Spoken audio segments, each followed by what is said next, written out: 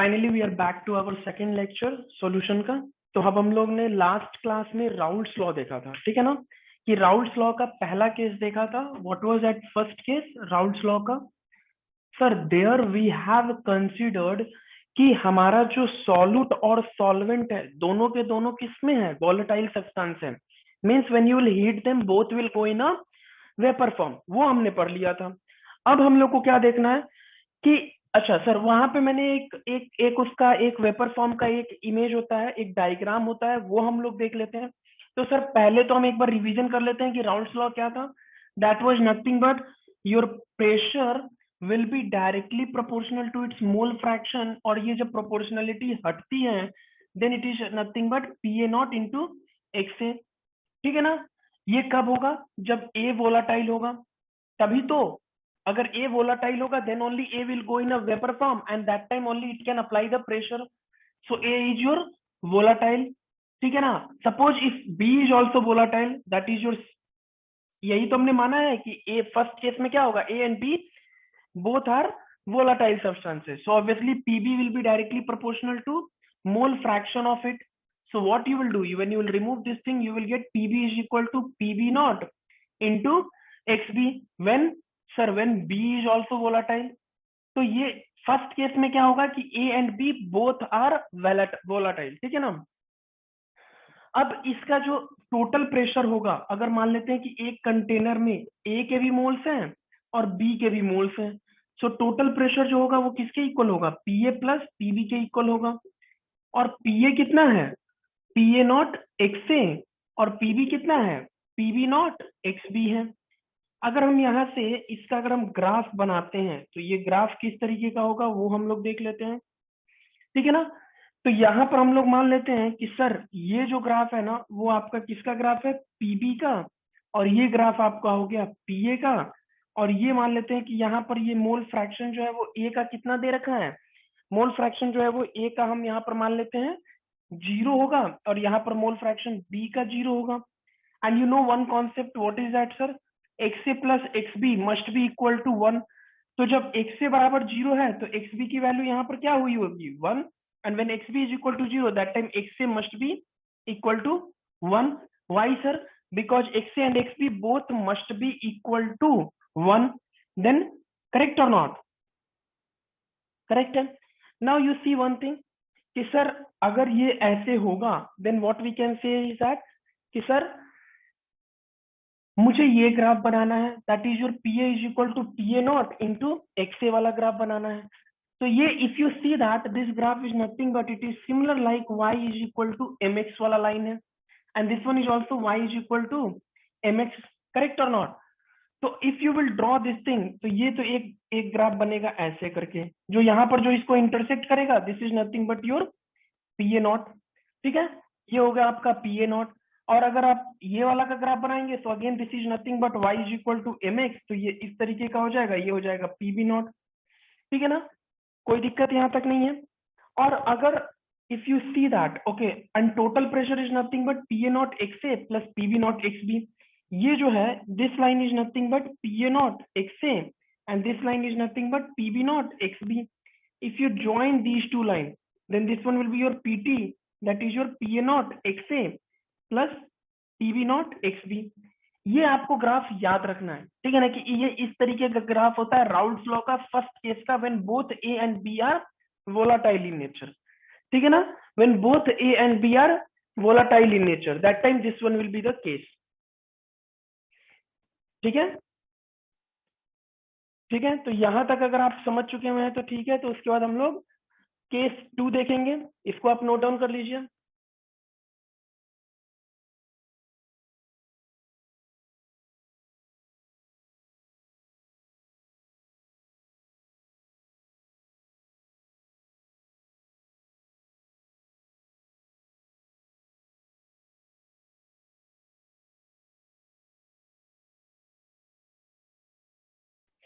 ठीक है, अगर ये हो गया होगा तो हम लोग इसको रिमूव करके, और अब जो होता है वो आपका कॉलिगेटिव प्रॉपर्टी से क्वेश्चन आते हैं, ठीक है ना, जो कि मैंने बताया भी था कि कॉलिगेटिव प्रॉपर्टी से जो होता है वो बहुत ज्यादा क्वेश्चन पूछते हैं। तो अब हम लोग कॉलिगेटिव प्रॉपर्टी करने वाले हैं। ठीक है। तो कॉलिगेटिव प्रॉपर्टी करते हैं, तो ये हो गया आपका राउल्ट्स का first law, where the pressure net pressure will be your P A naught X A plus P B naught X B, ये होता है। ठीक है ना, ये ग्राफ भी समझ में आ गया होगा। तो चलिए अब हम लोग आगे बढ़ते हैं, दैट इज योर, जो कि आपका क्या होगा, राउल्ट्स का सेकंड केस भी होता है, और that is only called as the colligative first property. ठीक है ना, वो क्या होता है वो हम लोग देख लेते हैं। तो पहला तो है हमारा राउल्ट्स का सेकंड केस। ठीक है ना, Raoult's law second case.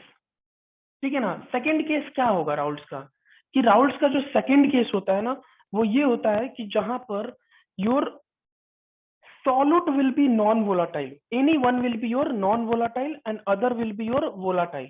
Okay, any one will be your non-volatile and other will be your volatile. ठीक है ना, तो इस केस में हम लोग क्या मान लेते हैं, in this case we will assume that कि your sir solute is your non-volatile, तो हम लोग मान लेते हैं कि sir your non-volatile is your solute। ठीक है ना, नॉन वोलाटाइल आपका क्या है, सॉल्यूट है, एंड वोलाटाइल जो है वो आपका क्या होगा सर, सॉल्वेंट होगा। वोलाटाइल क्या होगा, सॉल्वेंट होगा। अच्छा ये मुझे बताइए कि sir whoever is your volatile, whoever is your volatile, definitely that will only go in a vapour form, और जो भी मेरा नॉन वोलाटाइल होगा वो तो मेरा वेपर फॉर्म में नहीं जाएगा। करेक्ट है कि नहीं है, तो जो भी मेरा नॉन वोलाटाइल होगा वो मेरा वेपर फॉर्म में नहीं जाएगा, मतलब मेरा कौन जाएगा सिर्फ वेपर में, only my solvent will go in a vapor form, solute will not go in a vapor form। ठीक है ना, तो जो भी वेपर प्रेशर एग्जर्ट होगा या फिर जो भी अप्लाइड होगा, that will only be because of solvent molecules only.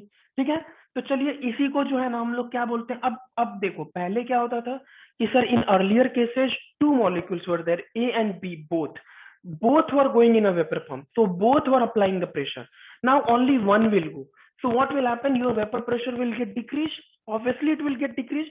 पहले 100 molecules जाते थे, now what will happen, less than 100 molecules will go in a vapor form, so your vapor pressure will get decreased, that is why it is also called as RLVP।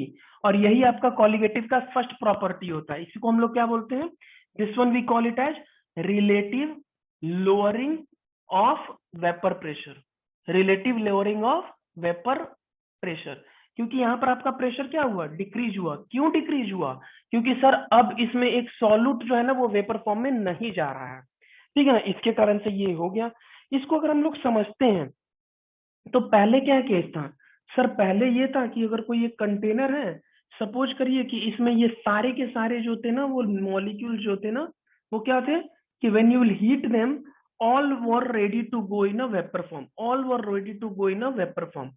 ठीक है ना, all were going in a vapour form, सारे के सारे vapour में जा रहे थे। ये कब था, जब ये प्योर सॉल्वेंट था, प्योर सॉल्वेंट था। ठीक है ना, जब ये प्योर सॉल्वेंट था तो सारे के सारे मॉलिक्यूल्स वेपर में जा रहे थे। अब क्या हुआ कि सर सपोज करो कि इसी में अगर ये अगर आप यहाँ पे हीट कर रहे हो, तो यहाँ पर सपोज करो कि ए के मॉलिक्यूल्स है, यहाँ पर जो है आपको आपके बी के मॉलिक्यूल्स है, यहाँ पर जो है वो आपके फिर से ए मॉलिक्यूल्स हो गए, यहाँ पर आपके बी के मॉलिक्यूल्स, ए के मॉलिक्यूल्स, इस तरीके से मैंने डिस्ट्रीब्यूट कर दिया। अब होगा क्या वो देख लेते हैं। ठीक है, अब देखो मैंने बोल रखा है कि sir solute is your non vapour, मतलब वो वेपर में नहीं जाएगा, तो ये तो गया वेपर में नहीं, ये भी वेपर में नहीं जाएगा, ये भी वेपर में नहीं जाएगा, ये भी वेपर में नहीं जाएगा। Now what will happen, this will not go in a vapour form, only these can go in a vapour form. तो क्या होगा, यहाँ पर वेपर प्रेशर तो डिक्रीज हो जाएगा। पहले ये सारे के सारे सपोज करो अगर ये 10 मॉलिक्यूल्स हैं, तो all 10 molecules are going in a vapour form. Now suppose करो अगर 10 है जिसमें से 5 molecules are only going in a vapor form, rest 5 is not going, so what you have seen कि earlier और now के केस में what you have seen कि sir vapor pressure will get decreased, why it will get decreased, because this solute is your non volatile, because this solute is your non volatile, solute जो है वो आपका क्या हो गया, non volatile हो गया, जिसके कारण से क्या होगा कि ये अब पेपर में नहीं जाएगा। तो कौन जाएगा सर, सपोज करो कि ए तो था आपका सॉल्वेंट और बी था आपका सॉल्यूट, तो अब सिर्फ वेपर में कौन जा रहा है सर, सिर्फ ए के मॉलिक्यूल जा रहे हैं। तो जो भी प्रेशर अप्लाइड होगा that is only because of a molecule. So I can write down partial pressure exerted by a molecule will only be directly proportional to mole fraction of it. That is because, sir, pressure exerted by B molecule will become zero. Why, sir, become zero? Because B is nothing but your solute and solute is nothing but non volatile. तो B के molecule नहीं जाएंगे तो उसके द्वारा pressure भी नहीं count होगा. करेक्ट है कि नहीं है? So net pressure will only be because of pressure exerted by A molecule will be equal to the mole fraction of it. ठीक है, यहां तक समझने में कोई दिक्कत नहीं है. अच्छा, ठीक है, हम लोगों ने मान लिया चलो कि जब ये प्योर सॉल्वेंट था ना, that time your pressure was PA0.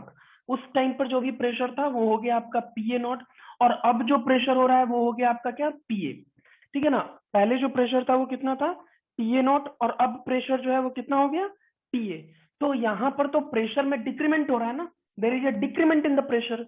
So if I will ask you that okay what is the change in pressure, so change in pressure कितना हो जाएगा, sir? Earlier it was PA0, now it is PA. So I can say that change in pressure is equal to PA0 minus PA. Earlier it was higher, PA0 was higher because it was pure solvent. All were going in a vapor form. Now what happens? Due to the non-volatile solute, the pressure got decreased. So अब ये हो जाएगा only PA. So change in pressure is nothing but PA0 minus PA. Correct है कि नहीं है? अच्छा, now you know very well कि सर PA को हम लोग क्या लिख सकते हैं, sir this PA I can write down this delta P is nothing but equal to PA0 minus PA की वैल्यू किसके इक्वल है, PA की वैल्यू किसके इक्वल होती है, याद है, PA0 x से. अभी तो हमने पढ़ा Raoult's law, PA is equal to PA0 x से. तो ये हो जाएगा PA0 x से. अब मैं क्या करूंगा कि I can take common from here, that is nothing but PA0 I will take common. So what it will become, 1 minus XA, and 1 minus XA is nothing but XB. हमने पढ़ा था ना, XA plus XB is equal to 1. तो obviously 1 minus XA is equal to how much, 1 minus XA. अगर XA को उधर भेज दोगे तो क्या बन जाएगा, 1 minus XA is equal to XB. So ये हो जाएगा डेल्टा P की वैल्यू किसके इक्वल हो जाएगी, PA0 into XB. Delta P की वैल्यू किसके इक्वल हो जाएगी, PA0 into XB. करेक्ट है? अब ध्यान से समझो, इसी को अगर मैं PA0 को अगर मैं इधर ले आता हूं तो ये क्या बन जाएगा, इसको मैं ऊपर लिख देता हूं. ये जो मेरा इक्वेशन आ गया, अब ध्यान से समझो, ये जो मेरा इक्वेशन आ गया वो क्या इक्वेशन आया कि sir delta P is equal to PA0 into XB. ये आया. अब मैं PA0 को इधर लिख देता हूं तो ये बन जाएगा delta P is equal to delta P divided by PA0 is equal to XB. ये होगा. और इसी डेल्टा P को मैं क्या लिख सकता हूं, अभी तो मैंने देखा था ना, delta P is equal to PA0 minus PA. यही तो था, ज्यादा माइनस कम, because here it was more minus lower. Just now we have done this thing, divided by PA0 is equal to XB, and this is nothing but this is the case of RLVP. This is the case of RLVP, that is relative lowering of vapour pressure. ठीक है ना? तो ये हो गया आपका colligative first property खत्म. ठीक है ना, जिसमें कि what we have seen, sir we have seen that only the pressure will be because of the volatile solvent. अभी जो है ना, जो भी प्रेशर हुआ है वो सिर्फ और सिर्फ किसके इक्वल है, वोलाटाइल सॉल्वेंट के इक्वल होगा. ठीक है, यहां तक कोई दिक्कत नहीं है. अगर नहीं है तो इसको आप नोट डाउन कर लीजिए. ठीक है, तो ये हो गया आपका colligative first property, where the volatility will go down. Why volatility will go down, because of the non volatile solute. ठीक है ना, तो इसीलिए जो भी होगा वो प्रेशर जो भी होगा वो डायरेक्टली प्रोपोर्शनल होगा किसके, mole fraction of the solute particle, that is your mole fraction of the XB, that is mole fraction of the solute particle. ठीक है ना, तो ये हम लोग निकाल लेंगे. ठीक है, चलिए ये मैं रिमूव कर रहा हूं. अच्छा, उसके बाद जो है हमने कॉन्सेंट्रेशन खत्म कर लिया. सर हमने हेनरीज लॉ, हमने राउल्ट्स लॉ भी अब खत्म कर लिया. अब जो हमारा 2.2 हो गया आपका कॉन्सेंट्रेशन टर्म्स, 2.3 हो गया आपको Henry's law and Raoult's law. अब हम लोग जो है वो ideal and non ideal solution देख रहे हैं. ठीक है ना, तो ये याद रखो कि सर आइडियल सॉल्यूशंस क्या होते हैं. ठीक है ना, आइडियल सॉल्यूशन क्या होता है.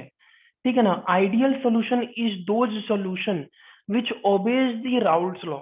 जो भी सॉल्यूशन राउल्स लॉ को ओबे करेंगे, फॉलो करेंगे, those will be called as ideal solution. मतलब दोज solution which obeys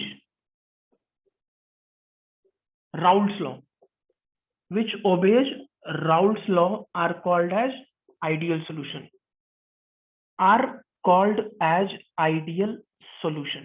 ठीक है ना। जो भी सॉल्यूशन जो है ना वो आइडियल सॉल्यूशन को ओबे करेंगे, those are called as ideal solution, ठीक है ना। अच्छा, एक और याद रखना कि जो अभी हमने टोटल प्रेशर का फॉर्मूला लिखा था वो क्या था, वो थ्योरेटिकल फॉर्मूला होता है।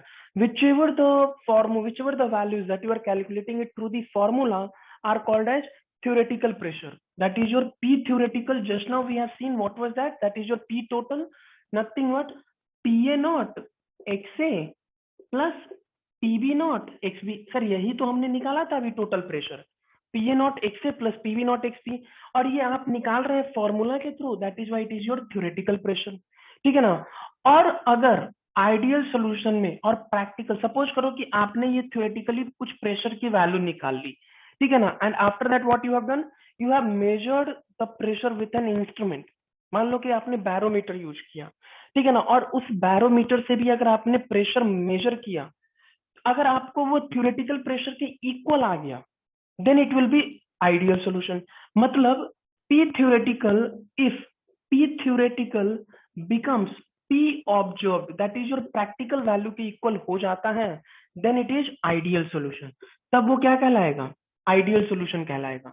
समझ में आया कि सर सपोज करो कि you have calculated the pressure through this formula, that is your PA naught XA plus PV naught XB, and then what you have done, suppose कि यहाँ पर आपको 100 पास्कल कुछ प्रेशर आया, ठीक है ना। If again what you did, again you measured the pressure through an instrument, और वो जो है ना, अगर आपका वो फिर से अगर 100 पास्कल ही आ जाता है, means your theoretical pressure becomes equal to the observed pressure, in that case that solution will be your ideal solution, ठीक है ना। तो वो सॉल्यूशन जो होगा वो क्या हो जाएगा, आपका आइडियल सॉल्यूशन हो जाएगा, ठीक है।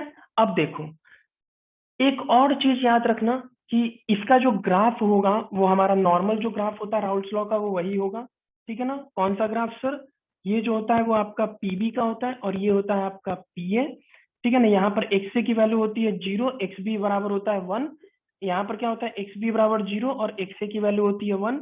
यहाँ से हम एक लाइन ऐसे ड्रॉ करते हैं, एक लाइन ऐसे ड्रॉ करते हैं, और ये होता है आपका टोटल प्रेशर। ये टोटल प्रेशर होता है, ये आपका होता है पीए, क्योंकि ये पॉइंट होता है पीए नॉट और ये होता है आपका पीबी नॉट। कैसे बनता है मैंने बताया था sir, how how how can we make this one, sir very easy sir, sir nothing, that is just but P A is equal to P A not into X A, P A is equal to P A not into X A and P B is equal to P B not into X B, यही होता है। और हमने क्या किया था कि y is equal to M X का इक्वेशन बनाया था, y is equal to M X का इक्वेशन यहाँ पर और y is equal to M X का इक्वेशन यहाँ पर बना करके, यही तो होती है लाइन की इक्वेशन। देखो this one is your M flow, ठीक है कि नहीं है। अच्छा, तो बस ये हमने इक्वेशन बना करके हमने ये प्लॉट कर दिया था, ठीक है। अच्छा, तो ये हो गया। अब देखो पहला तो कंडीशन मेरा ये होगा कि सर पहला कंडीशन आइडियल सॉल्यूशन का क्या होता है कि theoretical pressure must be equal to observed pressure, ठीक है। दूसरा क्या होगा सर, दूसरा ये होता है कि it is ideally, ideally means what, कि जो भी आपका सॉल्यूट और सॉल्वेंट जो आप मिक्स करोगे ना तो वो कंप्लीटली सॉल्युबल हो जाएंगे। मतलब ये होगा कि डेल्टा वी जो होगा ना वो सॉल्यूशन का वो क्या हो जाएगा, दैट बिकम्स इक्वल टू 0। मतलब सॉल्यूशन की जो वॉल्यूम होगी वो क्या होगी, वो कांस्टेंट रहेगी, वो इक्वल रहेगी, ठीक है ना। मतलब मॉलिक्यूल जो होंगे वो कंप्लीटली डिजॉल्व हो चुके होंगे, ठीक है। तो ये होगा मेरा दूसरा condition, that is your delta volume of the solution will B 0, ठीक है। अगर इसको अच्छे से और समझना है तो इसको हम लोग, अगर इसको अच्छे से और समझना है तो इसको हम लोग ऐसे भी समझ सकते हैं कि मान लो कि कोई भी एक आपका मॉलिक्यूल है ए, ये जो है ना वो आपका 5 ml है, ठीक है ना। कोई भी एक मॉलिक्यूल है जो कि 5 ml है और यहाँ पर ये दूसरा मॉलिक्यूल है जो कि 5 ml है। अगर आप ये इन दोनों को अगर आप मिक्स करते हो ना तो जो सॉल्यूशन मिलेगा वो 10 ml का होना चाहिए, ठीक है ना। मतलब जो सॉल्यूशन का वॉल्यूम होगा वो solute volume plus solvent volume के इक्वल होना चाहिए। So that is what I said कि volume of this solution will become zero, मतलब change in volume will not be anything, like it will be zero. पहले 5 था, फिर 5 add किया, so total 10, and what you are getting in the solution 10 ml only. So change in volume of the solution is zero, ठीक है ना। Then what we will call this one as ideal solution, ठीक है। अच्छा, इसका जो third point होता है वो ये होगा कि मान लो कि ए मॉलिक्यूल के बीच में जो इंटरेक्शन होगा और जो बी मॉलिक्यूल के बीच में इंटरेक्शन होगा वो किसके इक्वल होना चाहिए, ए और बी के मॉलिक्यूल के बीच के इंटरेक्शन के। मतलब ए मॉलिक्यूल के बीच में, देखो यहाँ पर ए के कुछ मॉलिक्यूल्स हैं, बी के कुछ मॉलिक्यूल्स हैं, when you are mixing in the solution it will be A B molecules. तो जो इंटरेक्शन ए मॉलिक्यूल के बीच में होगा, अगर वही वही अगर बी मॉलिक्यूल्स के बीच का इंटरेक्शन भी होगा और अगर वही ए बी मॉलिक्यूल्स के बीच का भी इंटरेक्शन होगा, तो what we will call those molecules will be called as ideal solution. जैसे मान लो कि सॉल्वेंट के मॉलिक्यूल्स का बीच का इंटरेक्शन, सॉल्वेंट मॉलिक्यूल्स के बीच का interaction becomes equal to the solute mole के बीच का इंटरेक्शन, और जब सॉल्यूशन में डाला तो सोल्यूट और सॉल्वेंट के मॉलिक्यूल के भी इंटरेक्शन के बराबर आ जाता है, then we will call that one as ideal solution, ठीक है ना। तो ये हो गए आपके कुछ पॉइंट्स, ठीक है ना, जिसमें कि हम लोग आइडियल सॉल्यूशन देखते हैं, ठीक है ना। अच्छा सर, अगर इसका एग्जांपल अगर हमको लेना होगा तो आइडियल सॉल्यूशंस वो होते हैं जिसमें कि वॉल्यूम में ज्यादा चेंज नहीं आए, ठीक है ना। और उसमें एक और चीज याद रखना, एक और पॉइंट बेटर होगा कि if you note it down, कि जब कभी भी सॉल्यूशन का इंथैल्पी जो होगा ना वो भी क्या होगा, जीरो होगा। Delta H of the solution will also be zero, मतलब कि change in enthalpy of the solution will be zero. मतलब कि अगर कभी भी बॉन्ड अगर बनता है, ठीक है ना, तो सपोज करो कि ए मॉलिक्यूल्स के फॉर्मेशन में if you have given 5 joule, B molecules के फॉर्मेशन में यू हैव गिवन 5 जूल, तो जब ए बी जब बनेंगे, A B when they will combine together, that time what energy should release 10 joule only. तो वही है कॉन्सेप्ट, डेल्टा वी वाला ही कॉन्सेप्ट होगा। मतलब कि enthalpy change must be equal to zero, enthalpy change must be equal to zero. तो ये चारों के चारों पॉइंट्स होते हैं आइडियल सोल्यूशन के, ठीक है ना। अच्छा, इसमें और भी हम लोग ये और देख लेते हैं कि सर आइडियल सोल्यूशन के अगर मैं एग्जांपल दे दूं, then you will understand. Remember that almost same molecular masses combine to form ideal solution. जैसे कि अगर कोई भी दो ऑलमोस्ट सेम मॉलिक्यूलर फॉर्मूला, जैसे कि मेरा हो गया नॉर्मल हेक्सेन, ठीक है ना। नॉर्मल हेक्सेन का फॉर्मूला क्या होता है, C6H14। अगर इसको मैं कंबाइंड कर दूं इसके साथ नॉर्मल हेप्टेन के साथ, जिसका कि फॉर्मूला होता है C7H14, C7H16, देखो ऑलमोस्ट सेम मॉलिक्यूलर मास है, ऑलमोस्ट सिमिलर मॉलिक्यूलर मासेस को अगर आप कंबाइंड करते हो तो ये क्या देगा, ये आपका आइडियल सॉल्यूशन देगा, ठीक है ना। ऑलमोस्ट सेम मॉलिक्यूलर मास को if you combine together then they will give you ideal solution. Example में एक और देख लेते हैं, ये रहा आपका बेंजीन, इसको अगर मैं कंबाइंड कर देता हूं किसके साथ, टॉलिन के साथ, ये हो गया आपका बेंजीन। अगर इसको मैंने किसके साथ मिक्स कर दिया, टॉलिन के साथ, देखो अगेन यहाँ पर जो है वो मॉलिक्यूलर मास ऑलमोस्ट सेम है, सिर्फ एक CH3 का डिफरेंस है, ठीक है ना। CH3 का डिफरेंस है, तो बस यहाँ पर अगर इन दोनों को ऑलमोस्ट सिमिलर मॉलिक्यूलर मासेज को अगर आप कंबाइंड करते हो, so always what you get ideal solution, ठीक है ना। तो आइडियल सॉल्यूशन क्या होते हैं कि sir those solution which obeys the Raoult's law are called as the ideal solution. Those solution which does not obeys the Raoult law, obviously that will be called as non-ideal solution. Ideal solution कौन होते हैं sir, where the interaction between the solute and solvent particles is equal to the interaction between solute and solvent particles, उसको हम लोग क्या बोलते हैं, ideal solution बोलते हैं। Sir wherever that volume change should not be there, मतलब अगर solute when it was present, suppose अगर आपने सॉल्यूट की क्वांटिटी कितनी ली, 5 ml ली, और किस में मिलाया, सॉल्वेंट में, जो कि आपका 50 ml था, तो सॉल्यूशन की जो क्वांटिटी होगी वो 5 + 50 होनी चाहिए, that is your 55 ml only. So if it is like that then the solution will be your ideal solution, ठीक है ना।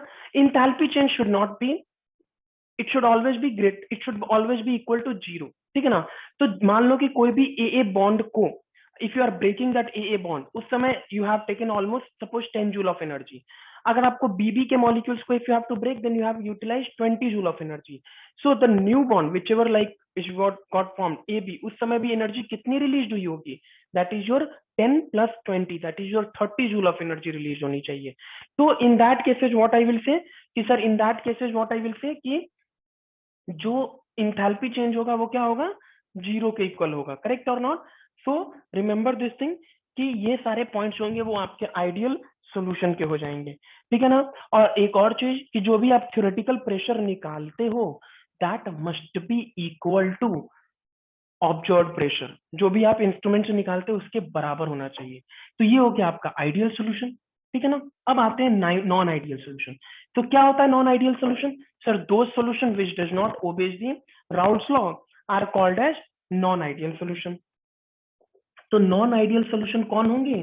कि sir those solution which does not obeys the Raoult's law means.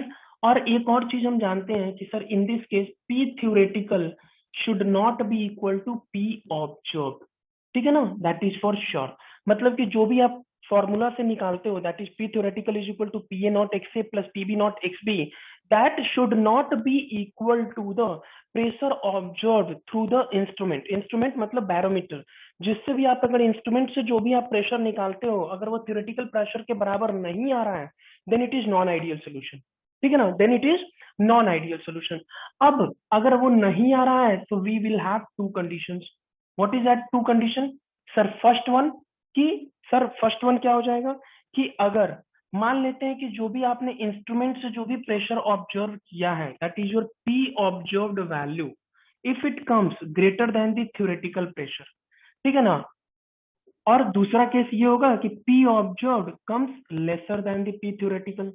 मतलब एक केस तो ये हो सकता है कि सर P ऑब्जर्व्ड की वैल्यू ज्यादा हो थ्योरेटिकल से, और एक केस ये हो सकता है कि जहां पर P थ्योरेटिकल ज्यादा हो P ऑब्जर्व्ड से. ठीक है ना? तो याद रखना क्या कि sir if the observed pressure means the pressure which you have measured through the instrument, अगर वो प्रेशर ज्यादा आता है फॉर्मूला से कैलकुलेटेड प्रेशर से, then it will be called as positively deviated non ideal solution. क्या होता है वो हम लोग देखते हैं. अगर मान लेते हैं कि जो ऑब्जर्व्ड प्रेशर है, जो ऑब्जर्व्ड प्रेशर आया है अगर वो लेसर है किसके कंपैरिजन में? थ्योरेटिकल प्रेशर के कंपैरिजन में. In that case I will tell this is your negatively deviated non ideal solution. क्या बोलेंगे? Negatively deviated non ideal solution. ठीक है ना? ये हो जाएगा. अगर मेरा ऑब्जर्व्ड प्रेशर जो है अगर वो ग्रेटर है थ्योरेटिकल से तो वो हो जाएगा मेरा पॉजिटिवली डेविएटेड. अगर मेरा थ्योरेटिकल ज्यादा है ऑब्जर्व्ड से that time it will be called as non negatively deviated ideal solution. ठीक है ना? तो ये दो केस हो गए. अब हम लोग ये दोनों सॉल्यूशन को जो है ना हम लोग एक एक करके देखते हैं. ठीक है ना? कि इसमें क्या होगा क्या नहीं होगा. ठीक है? अब चलो. तो पहला पॉइंट जो है वो याद रखना कि पहला पॉइंट जो है ना मैं डायग्राम से ही बताता हूँ. ठीक है ना? कि ये इस तरीके का इसका डायग्राम होता था राउल्स लॉ का. If you remember this thing. So this one was your P B, this one was your P A, और यहाँ से एक लाइन ऐसे जाती थी, this one was your P A not, एक लाइन ऐसे जाती थी, this one was your P B not. और कैसे बनता था that I have explained you. ठीक है? तो ये हो जाएगा X B is equal to 0 and x is equal to 1. और ये जो होता था आपका वो ये इस तरीके का एक ग्राफ होता था. ठीक है ना? अगर ये पॉजिटिवली डेविएटेड सॉल्यूशन है मतलब कि पॉजिटिवली मींस मॉलिक्यूल्स जो होंगे ना वो पॉजिटिव साइड में, मतलब कि ये ऊपर से जाएंगे. मतलब ये जो टोटल प्रेशर होगा ना वो क्या हो जाएगा? वो ओरिजिनल से थोड़ा ज्यादा हो जाएगा इस केस में. Because you see that this graph you have drawn from where. कहां से बनाया था this graph? This graph we have drawn in the Raoult's law first case. From where? From P total is equal to PA naught XA plus PB naught into XB. मतलब you have drawn this graph through the formula. But what he is saying is sir here your observed pressure will come more. So observed pressure ये रहा. So here what will happen? Your observed pressure and this one is your P theoretical. Correct है कि नहीं है? सो what is saying observed pressure comes greater than the theoretical pressure. तो देखो ये क्या हो जाएगा कि हर जगह ये थोड़ा ज्यादा हो जाएगा. ठीक है? ये हर जगह क्या हो जाएगा आपका? ये थोड़ा ज्यादा हो जाएगा. Observed pressure is greater than theoretical pressure. अच्छा sir if you draw it here then what will come? Sir यहाँ पर देख लो, यहाँ पर जो होगा वो क्या आएगा? यहाँ पर ग्राफ तो मेरा वही रहेगा. ठीक है? ये हो जाएगा आपका पीबी, ये हो जाएगा आपका पीए, यहाँ से एक लाइन ऐसे जाएगी, ये हो जाएगा पीए नॉट, यहाँ से एक लाइन ऐसे जाएगी, ये हो जाएगा पीबी नॉट, और यहाँ पर हो जाएगा X is equal to 0, X B is equal to 1, X B is equal to 0, X is equal to 1। ठीक है, अब देखो, और ये जो होता है, ये लाइन होती है आपकी किसकी, ये होती है आपको टोटल प्रेशर की, ये हो जाएगी आपको पीए और ये हो जाएगा पीबी नॉट। अब यहाँ से देखो what is that important, sir this one is your negatively deviated, ये जो होता है यही तो लाइन होता है आपका पी थ्योरेटिकल का। ये क्या बोल रहा है कि sir here P theoretical is greater than the observe, मतलब जो लाइन होगा वो नीचे से जाएगा, मतलब जो लाइन होगा वो नीचे से जाएगा। करेक्ट है कि नहीं है? Why sir? Because here your P theoretical is greater. मतलब ये जो line है, this line was nothing but the P theoretical. You have calculated it through the formula. So this should be greater than the observed. So that is why observed will be lesser than this thing. हाँ या ना? ये बताओ, ये समझ में आया? ठीक है? तो ये हो गया आपका differences between non ideal solution में जो दो केस होते हैं, एक पॉजिटिवली डेविएटेड और एक होता है नेगेटिवली डेविएटेड। अब देखो, जो अब हम लोग यहाँ पर बताते हैं कि इसका जो पॉजिटिवली डेविएटेड होने का मेन कारण क्या होता है। यहाँ पर जो मेन कारण वो ये होता है कि हियर व्हाट विल हैपन कि suppose there is an interaction between the A and the B molecule. तो इस केस में क्या होता है कि your A molecules will repel, यहाँ पर ए मॉलिक्यूल जो होते हैं ना वो बी मॉलिक्यूल्स को रिपेल करते हैं, ठीक है ना, तो उनमें क्या होता है, रिपल्शन होता है। So due to this repulsion what will happen, there won't be any bond formation. तो ज्यादा से ज्यादा मॉलिक्यूल जो होते हैं वो क्या होते हैं, वेपर फॉर्म में जाते हैं। That is why your in this case observed pressure was greater than the theoretical pressure. Why? Because sir here your molecules, A molecules will repel B molecules, so there won't be any bond formation. आया था bond बनाने, but what he is saying, he is repelling him. So what will happen? There won't be any bond formation and molecules are going in a vapor form. तो अगर molecules जो है अगर वो आपके vapor form में चले गए तो क्या हुआ कि बॉन्ड नहीं बना, ज्यादा से ज्यादा मॉलिक्यूल वेपर फॉर्म में चले गए। That is why your observed pressure is greater than the theoretical pressure. यहाँ पर क्या होता है कि यहाँ पर there will be a bond will takes place, A and B molecules will make a bond, ठीक है ना, जिसके कारण से क्या होता है कि योर ऑब्जर्व्ड प्रेशर, जो भी ऑब्जर्व्ड प्रेशर होता है, द सीन प्रेशर, ठीक है ना, वो क्या होता है कि वो लेसर हो जाता है। क्यों लेस हो गया sir? Because they made a bond. Bond बनाने के बाद क्या हो गई कि उनकी वोलाटिलिटी डिक्रीज हो गई, molecules were not able to go in vapour form, उतने क्वांटिटी में अब मॉलिक्यूल्स वेपर फॉर्म में नहीं जा पा रहे हैं। सो what will happen, your theoretical pressure will B greater than the observed pressure, ठीक है ना। तो ये एक फंडा हो गया। अच्छा सर, सर इसका एक एग्जाम्पल मुझे दे दीजिए, ठीक है, तो मैं इसका एक एग्जाम्पल दे देता हूँ। ठीक है, जैसे मेरा ये पॉजिटिवली डेविएटेड रहा ना, तो इसमें क्या होता है कि ये एग्जाम्पल में ये ले लो, जैसे कि C2H5OH, अल्कोहल को अगर आप H2O में मिला दोगे तो क्या होता है, C2H5OH प्लस H2O। तो ये क्या होता है, ये एक एग्जांपल हो गया आपका पॉजिटिवली डेविएटेड सॉल्यूशन का। और नेगेटिवली डेविएटेड सॉल्यूशन जो होगा ना वो हमेशा किसमें होगा, याद रखना। क्यों मैंने बताया, क्योंकि सर पहली बात है कि अल्कोहल जो होता है ना कभी भी वाटर में सॉल्युबल नहीं होता है, ठीक है ना, अल्कोहल जो होता है वो वाटर में सॉल्युबल नहीं होता है, ठीक है ना। क्यों सर नहीं होता है, क्योंकि मैंने बताया था कि ऑर्गेनिक कंपाउंड्स में ही सॉल्युबल होते हैं, इनऑर्गेनिक कंपाउंड्स में नहीं हो पाते हैं।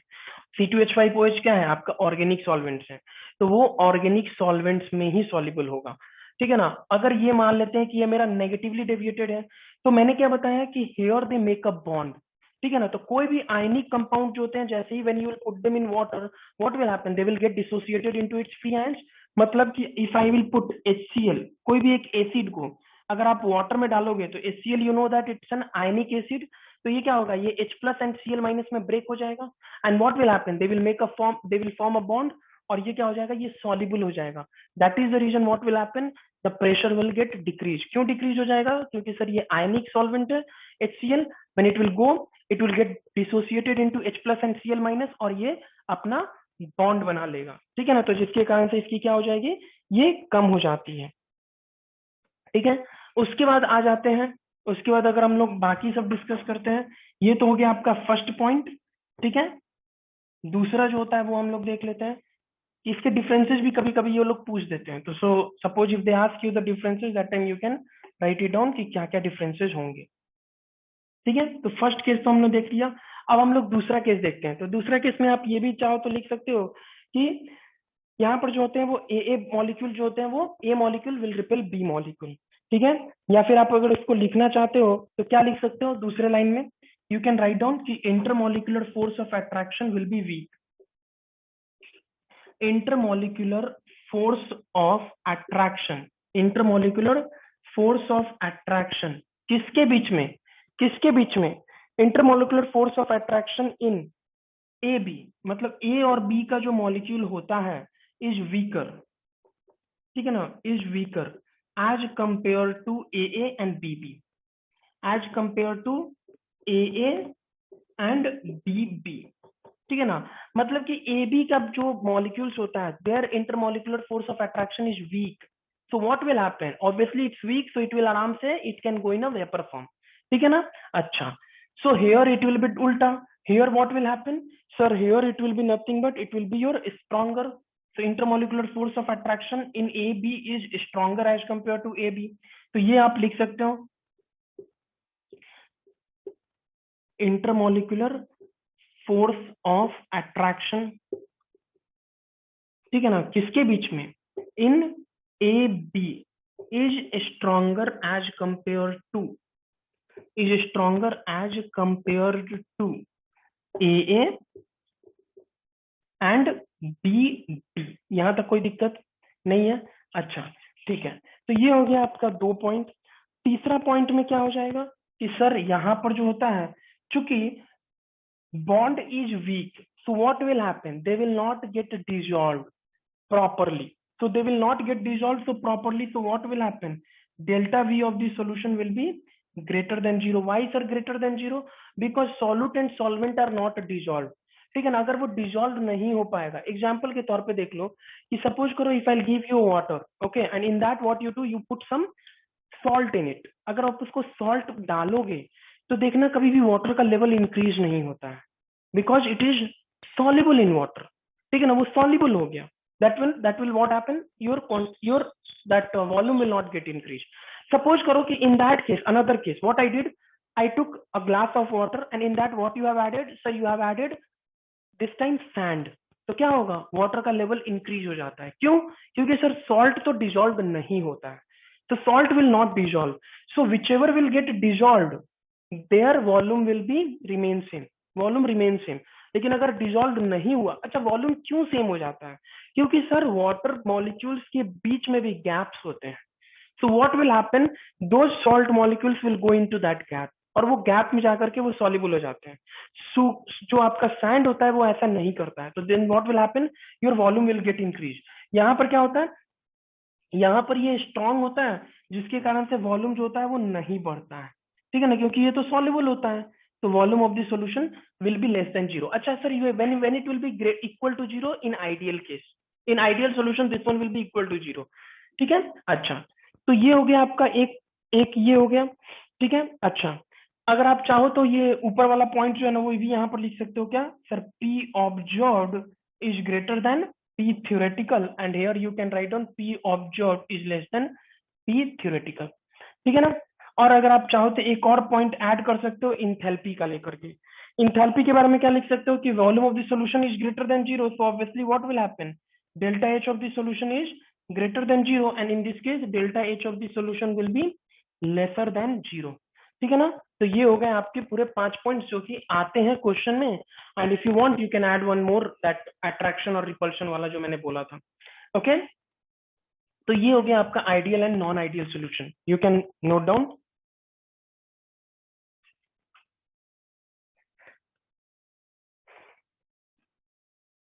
ठीक है। अच्छा अब हम लोग जो है वो कॉलिगेटिव प्रॉपर्टी का सेकंड टाइप देखते हैं, क्या होता है सेकंड टाइप, वो हम लोग देख लेते हैं, एलिवेशन इन बॉइलिंग पॉइंट,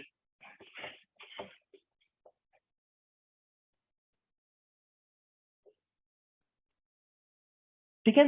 देखो दूसरा जो टॉपिक है वो मेरा क्या आता है, एलिवेशन इन बॉइलिंग पॉइंट, ठीक है ना। दूसरा जो होगा वो मेरा क्या होगा, बॉइलिंग पॉइंट। तो उससे पहले हम लोग ना पहले बॉइलिंग पॉइंट समझ लेते हैं कि बॉइलिंग पॉइंट क्या होता है, ठीक है ना। रिमेंबर दैट अभी तक हमने जो बचपन में पढ़ा था वो ये पढ़ा था कि sir the temperature at which the liquid molecules will start converting it into the vapor that is called as boiling point that you have studied in lower classes. अब जो definition होगा वो थोड़ा modified होगा. क्या होगा boiling point का definition? कि सर सपोज करो ये कोई एक कंटेनर है, ठीक है ना, इस कंटेनर में ये मेरा वाटर भरा हुआ है सपोज करो, and suppose I have covered it like this, इसको इस तरीके से मैंने कवर करके रखा हुआ है, ठीक है ना. नाउ सपोज करो when you will start heating this container what will happen कि सर ये वाटर के मॉलिक्यूल जो होंगे ना they will start moving into two the vapour form, और ये क्या होंगे वेपर में जाने के बाद ये यहाँ पर जाकर के ये मॉलिक्यूल्स क्या करेंगे, इस पर प्रेशर लगाएंगे, ठीक है ना, इस मॉलिक्यूल्स पे प्रेशर लगाएंगे. आपने कभी देखा होगा कि जब कभी भी आप राइस कुक करते हो तो क्या होता है कि उसके ऊपर हम लोग एक पतीला रख देते हैं, एक कोई भी प्लेट टाइप का रख देते हैं उसको कवर अप करने के लिए. क्यों? ताकि जो वाटर है ना वो बाहर नहीं है. लेकिन you might have seen that कि कुछ देर के बाद क्या होता है ना कि ये जो आपका पतीला जो है ना वो ऐसे ऐसे जंप करने लगता है. Why it is jumping? क्योंकि ये मॉलिक्यूल्स जो है ना, क्योंकि जब आप इसको हीट कर रहे हो water molecules are going in a vapour form and what they are doing, वो लोग मॉलिक्यूल जो है ना वो उस पतीले पर प्रेशर लगा रहे हैं. तो यही प्रेशर को हम लोग क्या बोलते हैं, इसी प्रेशर को हम लोग बोलते हैं वेपर प्रेशर. करेक्ट है? इसी प्रेशर को हम लोग बोलते हैं वेपर प्रेशर. एयर में तो मॉलिक्यूल्स प्रेजेंट होंगे तो ऑब्वियसली वो एयर के मॉलिक्यूल्स भी क्या होते होंगे कि वो इस कंटेनर पे प्रेशर लगाते होंगे. एयर के मॉलिक्यूल्स जो भी कंटेनर पे प्रेशर लगाते हैं उसको हम लोग क्या बोलते हैं, एटमॉस्फेरिक प्रेशर बोलते हैं. उसको हम लोग क्या बोलते हैं, एटमॉस्फेरिक प्रेशर बोलते हैं, ठीक है ना. तो क्या होता है, जो भी एयर के मॉलिक्यूल्स प्रेशर लगाते हैं उसको एटमॉस्फेरिक प्रेशर, और जो भी ये कंटेनर में जो मेरा वाटर रखा हुआ है वो जब बॉइल्ड हो रहा है तो वो जो प्रेशर लगाता है then that is called as the vapour pressure. So तो जिस टेम्परेचर पे your atmospheric pressure becomes equal to vapor pressure, that temperature will be called as boiling point. That temperature will be called as boiling point. ठीक है ना, ये समझ में आया? ठीक है, तो अब हम इसी का डेफिनेशन हम क्या लिखेंगे कि फॉर एनी लिक्विड, किसी भी लिक्विड के लिए, नॉट ओनली फॉर वाटर, किसी भी लिक्विड के लिए व्हाट वी नो कि बॉइलिंग पॉइंट जो होता है ना वो क्या होता है, अभी बताया है. बॉइलिंग पॉइंट जो होता है ना वो क्या होगा, boiling point is a temperature, ठीक है ना. ये बॉइलिंग पॉइंट जो है वो क्या है, वो एक टेम्परेचर है. What temperature? Sir where the vapour pressure will be equal to the atmospheric pressure, ठीक है ना. तो क्या होगा कि boiling point is a temperature at which vapour pressure of a liquid, vapor pressure of a liquid is equal to the atmospheric pressure, is equal to atmospheric pressure, is equal to atmospheric pressure. तो जिस भी temperature पे your vapor pressure becomes equal to the atmospheric pressure, that pressure will be called as, that pressure is called as, that temperature is called as boiling point. अच्छा, जब मैं when I was teaching you boiling point तब मैंने बताया भी था कि boiling point जो होता है वो आपका वेपर प्रेशर पे डिपेंड करता है. कैसे डिपेंड करता है? आई हैव टॉट यू कि मैंने बताया था कि सर एक मॉलिक्यूल्स है, सपोज करो ए मॉलिक्यूल्स है और यहाँ पर बी मॉलिक्यूल्स है. If you will give this one as 100 degree Celsius, you remember, तब ये सारे के सारे molecules will go in a vapour form, you remember.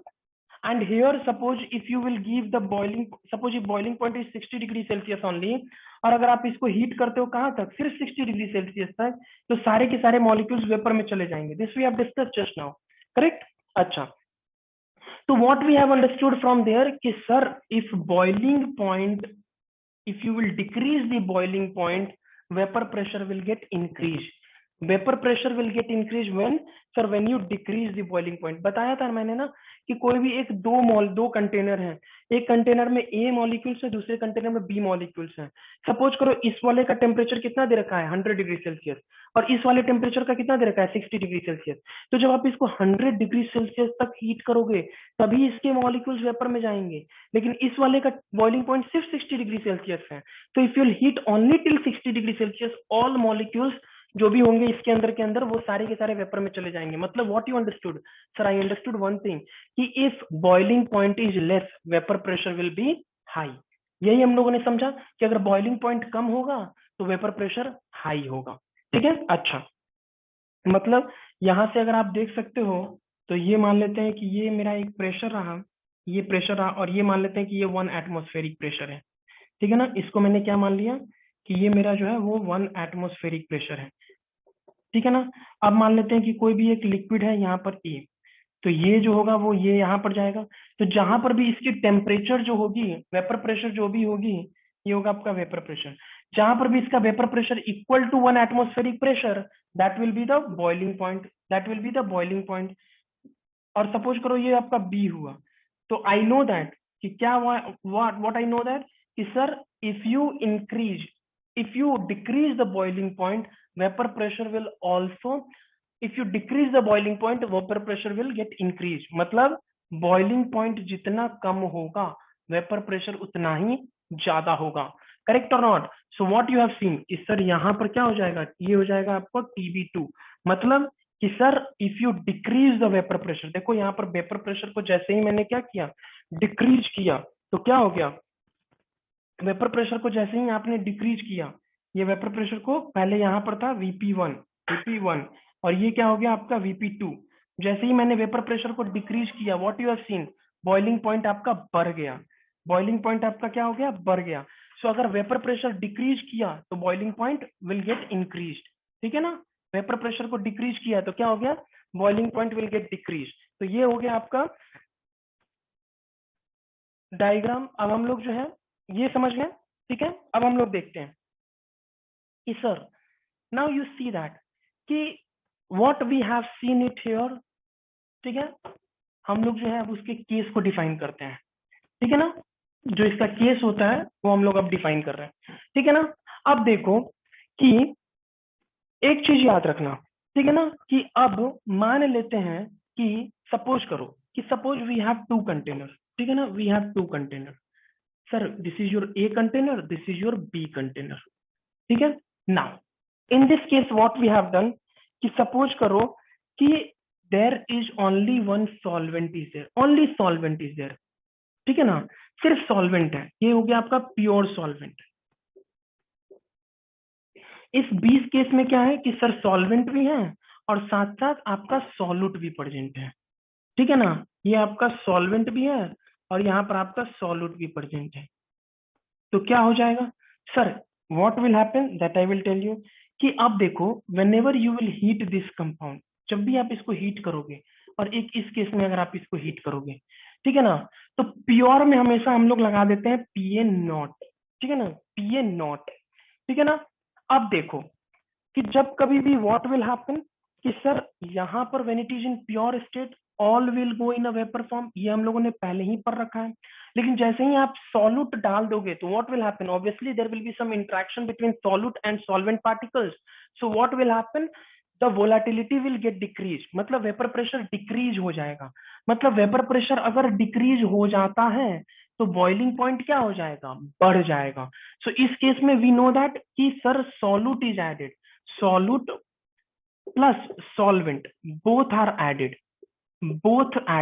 solute and solvent both added, so obviously vapor pressure क्या हो जाएगा, decrease हो जाएगा, so boiling point will get increase, है कि नहीं है, boiling point will get increase, correct है। तो इस केस में हम बॉइलिंग पॉइंट मान लेते हैं कि यू विल गेट TB, और इस केस में क्या है कि only solvent is added, so this time your vapour pressure will be high, so boiling point will be low, correct है कि नहीं है। तो इस केस में हम लोग मान लेते हैं TB0, ठीक है ना। अब हम लोग को अगर हम लोग को देखना है कि चेंज इन बॉइलिंग पॉइंट कितना हुआ, so sir change in boiling point will always be positive, तो ये क्या होगा, more minus less, that is your TB minus TB0, correct है। यही तो ज्यादा था क्योंकि सर यहाँ पर वेपर प्रेशर क्या हुआ था, कम हुआ था, तो बॉइलिंग पॉइंट वाज इंक्रीज्ड, तो delta TB will be equal to TB minus TB0, ठीक है। अच्छा, रिमेंबर दैट मॉलिक्यूल्स कितने वेपर में जा रहा है, it depends on what, it depends on the solute, और जितने भी कॉलिगेटिव प्रॉपर्टी होंगे वो सारे के सारे सॉल्यूट पे ही डिपेंड करते हैं। कौन जा रहा है वेपर में, sir obviously molecules are going in a vapour form, so कौन से molecule, solute molecules are going in a vapour form, so what I can say that delta TB is directly proportional to the concentration of solute particles. और मैंने अभी concentration terms जब खत्म किया था तो मैंने बताया था कि सॉल्यूट की कॉन्सेंट्रेशन कहाँ पे आती है, मोलालिटी में, ठीक है ना। तो यू कैन डायरेक्टली से that delta TB is nothing but directly proportional to molality. When you will remove this proportionality, what you will get kb into m, और ये kb क्या होता है, this is called as the elevation in boiling point constant, ठीक है ना, ये क्या होता है, elevation in boiling point constant. तो ये हो गया आपका एक फॉर्मूला। अगर आप यहीं पर मोलालिटी के अगर आप डिफाइन करोगे, so what you can say that delta Tb is equal to Kb, और मोलालिटी का फॉर्मूला क्या होता है, नंबर ऑफ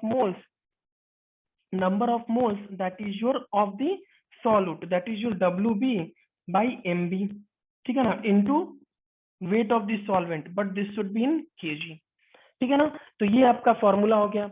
अगर मान लो कि अगर ये kg जो है ना, अगर वेट ऑफ द सॉल्वेंट अगर आपका ग्राम में दिया हुआ है, तो कुछ नहीं, ऊपर में जो है बस वो 1000 से मल्टीप्लाई करेंगे, कब, जब ये वेट ऑफ द सॉल्वेंट आपका किस में दिया हुआ है, ग्राम में दिया हुआ है। तो ये हो गया आपका एलिवेशन इन बॉइलिंग पॉइंट, ठीक है ना, जो कि आपका हो गया complete. Elevation in boiling point is also done, ठीक है, यहां तक कोई दिक्कत, elevation in boiling point is over, ठीक है, ये आप नोट डाउन कर लीजिए। फिर उसके बाद जो है हम लोग डिप्रेशन इन फ्रीजिंग पॉइंट करेंगे, ठीक है। तो we have done this one, now we will do the third one, colligative property का third part, that is your depression in freezing point.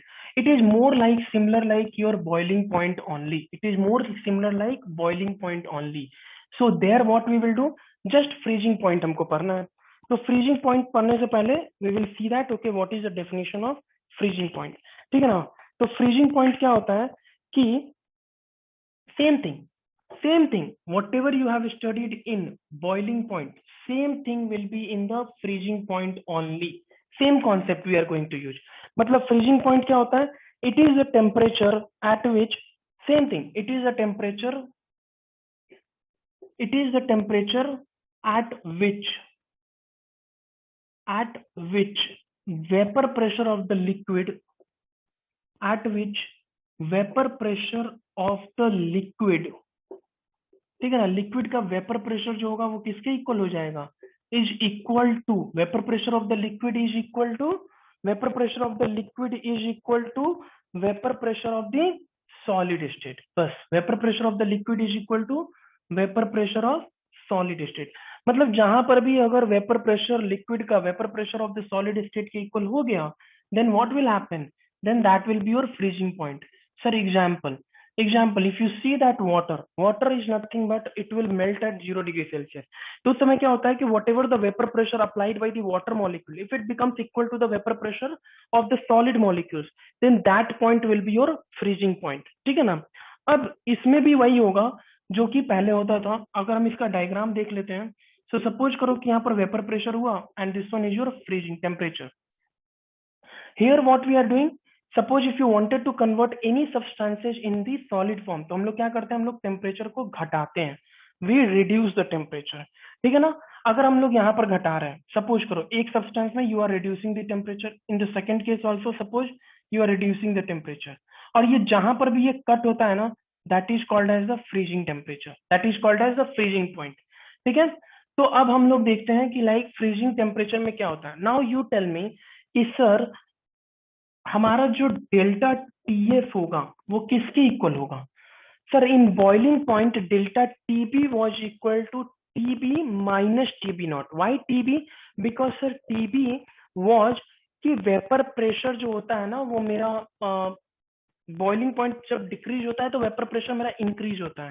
So that time when we have added the solute molecules, vapour pressure was decrease and boiling point was increase, ठीक है ना। लेकिन यहाँ पर हम जानते हैं कि ये डेल्टा जो होगा ना वो जब भी होगा that will always be positive, ठीक है ना। तो डेल्टा टीएफ की जो वैल्यू होती है that will be equal to, अब बताओ कि कौन सा ज्यादा आइस फॉर्म में ज्यादा होता है, like one is your -2 degree Celsius वाला ज्यादा आइस में होगा या फिर -45 डिग्री सेल्सियस वाला ज्यादा आइस में होगा। ऑब्वियसली -45 वाला ज्यादा आइस में होगा। मतलब कि सर जितना ज्यादा आप लोअर करोगे temperature that much it will be more in ice form. मतलब डेल्टा टीएफ की वैल्यू मैं लिखूंगा टीएफ नॉट माइनस टीएफ, ठीक है ना। Why sir TF naught minus TF, क्योंकि टीएफ नॉट जो होगा ना like this one will be more lower temperature, this one is more less. But in negative में क्या होती है, कोई भी क्वांटिटी जितनी छोटी होती है उतनी बड़ी बन जाती है।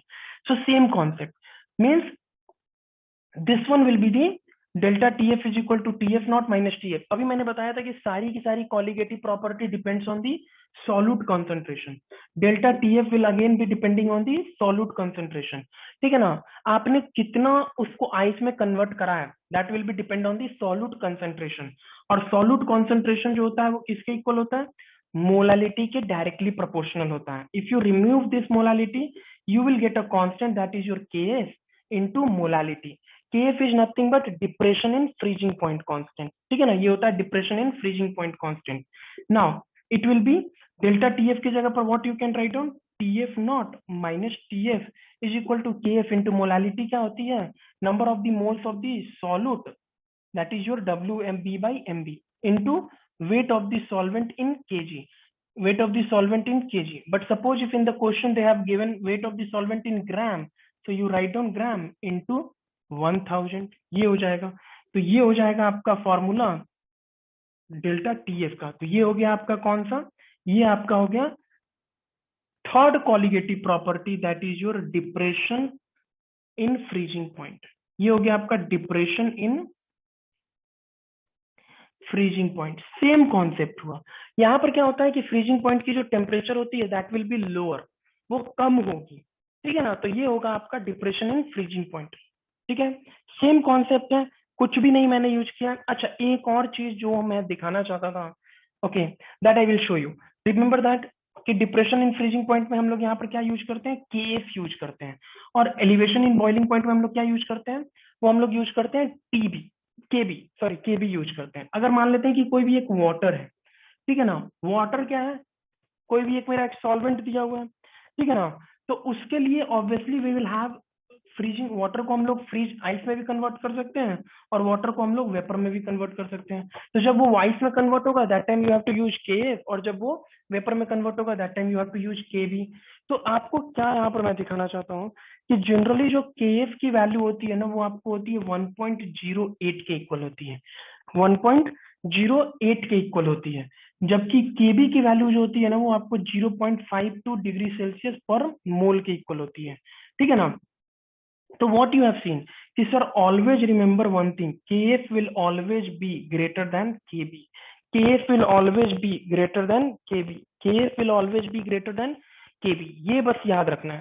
ठीक है ना, कि केएफ की वैल्यू जो होती है वो केबी से हमेशा ही ज्यादा होगी। ठीक है, तो ये हो गया आपका थर्ड पॉइंट, कॉलिगेटिव प्रॉपर्टी। अब बस मेरा एक लास्ट बचा हुआ है colligative property, that is nothing but your osmotic pressure. तो पहले ये आप देख लीजिए, उसके बाद हम लोग ऑस्मोटिक प्रेशर भी करते हैं।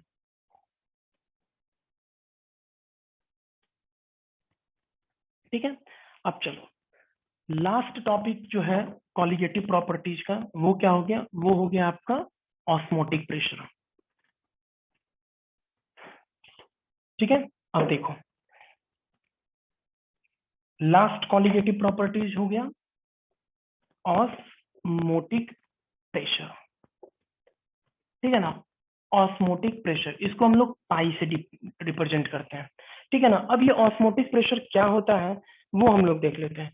ये जो होता है ना, वो सबसे पहले ये सेमी परमिएबल मेम्ब्रेन के कॉन्सेप्ट पे काम करता है। What is this semi permeable membrane, that I will teach you. लेकिन ये जो काम करता है वो किस कॉन्सेप्ट पे काम करता है, सेमी परमिएबल मेम्ब्रेन के कॉन्सेप्ट पे काम करता है। ठीक है ना, हमेशा ये याद रखना है कि सर सॉल्यूशन जो होगा वो किससे बना होता है, sir that is made up of solute and solvent. ये दोनों से ही तो बना होता है सॉल्यूशन। सॉल्यूट की कॉन्सेंट्रेशन जो होगी वो क्या होगी, कम होती है। सॉल्वेंट की कॉन्सेंट्रेशन क्या होती है, हाई होती है। बस ये कॉन्सेप्ट दिमाग में रखना है। ठीक है ना, अच्छा अब देखो कि ये क्या होता है ऑस्मोटिक प्रेशर में। इसका पहले ये समझ लो कि इसका यूज कहाँ पे होता है। जब आप कभी भी सी वाटर को अगर आप फिल्टर कर रहे हो, ठीक है ना, तो सी वाटर में क्या होता है कि बहुत ज्यादा सॉल्ट होता है। सो वो तो पीने लायक पानी नहीं है ना, because in that water is also there, और सॉल्ट भी बहुत ज्यादा होता है। तो हम लोग क्या करते हैं कि हम लोग सी वाटर से जो हम लोग वाटर को सेग्रीगेट करते हैं ना, उस प्रेशर के, इसी प्रेशर के थ्रू हम लोग वो करते हैं, इसी मेथड के थ्रू। तो वो कैसे होता है वो हम लोग देखने जा रहे हैं। ठीक है ना, तो इसमें अच्छा, जब हम लोग सी वाटर से जब हम लोग निकालते हैं प्योर वाटर, तो वो क्या निकालते हैं सर, हम लोग सॉल्वेंट निकालते हैं और सॉल्यूट को हम लोग रोक देते हैं। ठीक है ना, क्योंकि अगर आप सी वाटर के पानी को अगर आप पियोगे सो व्हाट विल हैपन, हमें बहुत ज्यादा डिहाइड्रेशन हो जाएगा, हमारे बॉडी में जो है वो इतना ज्यादा सॉल्ट बढ़ जाएगा ना कि वो क्या करेगा, धीरे धीरे पानी को अब्जॉर्ब करने लगेगा, तो हमारी बॉडी की भी पानी जो होगी ना वो बाहर निकल जाती है, जिसके कारण से हमें डिहाइड्रेशन हो जाता है। Okay, so that is what we are going to study कि ऑस्मोटिक प्रेशर जो होता है ना वो कैसे काम करता है। तो एक चीज तो हमने सीख ली, क्या सीखी sir? Sir it will only allows solvent molecules to pass through. ठीक है ना। अच्छा, इसको और समझते हैं कैसे होता है। Only allows solvent molecules to pass through, कैसे? सर अगर आपने like if you have made any time, कभी भी आपने अगर चाय बनाया होगा, तो हम लोग जो वो एक चाय छन्ना होता है उसमें हम लोग जब चाय डालते हैं तो क्या होता है कि चाय तो नीचे चला जाता है और क्या बच जाता है, चाय पत्ती, टी लिप्स विल भी वहां पे रहता है। So that is nothing but your semi permeable membrane, जो कि आपको चाय पत्ती को रोक देता है, मतलब सॉल्यूट को तो रोक देता है, लेकिन चाय को जाने देता है, मतलब लिक्विड को जाने देता है। तो वही आपका क्या होता है, सेमी परमिएबल मेम्ब्रेन होता है, which allows only the solvent molecules to pass through but it will stop the solute molecules. कैसे होता है वो हम लोग देख लेते हैं। ये एक तरह का ये एक तरह का इस तरीके का एक बॉडी होता है, मान लो एक तरह का कोई भी, ये एक रहा, ठीक है ना। यहाँ पर बीच में एक सेमी परमिएबल मेम्ब्रेन लगा होता है, ठीक है ना। ये आपका एक सेमी परमिएबल मेम्ब्रेन लगा रहता है। What this semi permeable membrane will do? Sir it will stop the solid molecule to pass through it. तो ये किसको अलाउ करेगा? सर ये सिर्फ और सिर्फ वाटर मॉलिक्यूल, सिर्फ सॉल्वेंट मॉलिक्यूल्स को अलाउ करेगा। मान लो कि sir this side we have pure water, ठीक है ना, यहाँ पर मेरा जो है वो क्या है, प्योर वाटर है, लेकिन इस साइड जो है ना वो मेरा क्या है, वाटर भी है और आपका बीच बीच में आपके सॉल्यूट के पार्टिकल्स भी हैं, सॉल्यूट बोले तो सॉल्ट भी है, ठीक है ना। तो यहाँ पर आपका सॉल्ट भी इसी में है, तो ये हो गया आपका इम्प्योर पार्टिकल्स, है कि नहीं, जो कि आपका सी वाटर वाला केस हो गया। तो यहाँ पर क्या हुआ कि इस केस में you have solvent and as well as solute also, ठीक है ना। ये सॉल्यूट आपका हो गया सॉल्ट और सॉल्वेंट जो हो गया वो आपका हो गया वाटर, लेकिन यहाँ पर ये क्या है, ये सिर्फ और सिर्फ प्योर सॉल्वेंट है, प्योर सॉल्वेंट है, मतलब कि सिर्फ और सिर्फ वाटर है। अब देखो लॉ क्या कहता है, केमिस्ट्री लॉ कहता है कि liquid will always flow from higher concentration to lower concentration. Liquid का फ्लो हमेशा किधर होता है, ऑलवेज फ्लो। लिक्विड कभी भी देखे हो ना कि पानी को अगर if you will take it to the height, always वो वहां पानी जो है ना वो ऊपर से नीचे गिरती है, कभी देखा है नीचे से ऊपर जाते हुए? नहीं। So what is that sir, liquid will always flows from higher concentration to lower concentration, flows from higher concentration to lower concentration. ये तो हम जानते हैं सर कि लिक्विड जो होगी ना हमेशा कहां से कहां तक जाती है, higher concentration to lower concentration. अच्छा, ये प्योर सॉल्वेंट है, तो इस केस में वाटर की कॉन्सेंट्रेशन क्या है, हाई है। वाटर की कॉन्सेंट्रेशन क्या है, इस साइड में हाई है, इस साइड में लो है। Why it is low? Because sir यहाँ पर तो सॉल्ट भी मिक्स्ड है, तो ये वाटर की कॉन्सेंट्रेशन यहाँ पर लो है। सो फर्स्ट क्या होगा सर, इनिशियली क्या होगा कि water molecules will start moving from higher concentration to lower concentration, मतलब ये लिक्विड का मूवमेंट जो होगा ना वो यहाँ से इधर होने लगेगा। तो इस केस में क्या होगा, ध्यान से देखना, इस केस में जो होगा वो क्या होगा, वाटर डिक्रीज होने लगेगा, और इस साइड में क्या होगा, वाटर इंक्रीज होने लगेगा, इस साइड में वाटर इंक्रीज होने लगेगा। But you say you did a mistake, what you did a mistake sir, कि sir in this case what you have done by mistake, अगर लिक्विड का फ्लो अगर ऐसे ही होता रहा तो ये इस साइड तो आपका प्योर वाटर था, पीने लायक पानी था। So what is happening, that is becoming impure, वो तो अब सॉल्ट में मिक्स हो रहा है, तो वो क्या हो गया आपका, तो वो तो इम्प्योर होते गया, तो ये तो आपको नहीं होने देना चाहिए था, ठीक है ना। तो आप क्या करोगे यहां पर से एक प्रेशर अप्लाई करोगे, ठीक है ना। ये प्रेशर जो होता है वो किस लिए होता है, ताकि ये लिक्विड का फ्लो जो है ना वो प्योर वाटर का फ्लो यहाँ से इधर नहीं होने देना है। क्यों नहीं होने देना है सर, क्योंकि आई वांटेड कि मेरे को तो इम्प्योर पानी से प्योर पानी निकालना था, लेकिन अभी क्या हो रहा है, आपका प्योर वाटर भी इम्प्योर साइड में जा रहा है ना। तो ये तो आपका नहीं होना चाहिए, तो पहले तो ऑलरेडी ये इम्प्योर था, सॉल्ट से मिक्स था, आपको इससे वाटर निकालना था, लेकिन आपका क्या हो रहा है, प्योर वाटर इम्प्योर साइड में जा रहा है। तो you will apply a pressure, और यही प्रेशर जो होता है ना वो क्या कहलाता है, यही प्रेशर जो होता है जो आप प्रेशर अप्लाई करते हो सो दैट कि ये लिक्विड का मूवमेंट जो होगा ना वो स्टॉप हो जाए, इसी प्रेशर को हम लोग क्या बोलते हैं, osmotic pressure.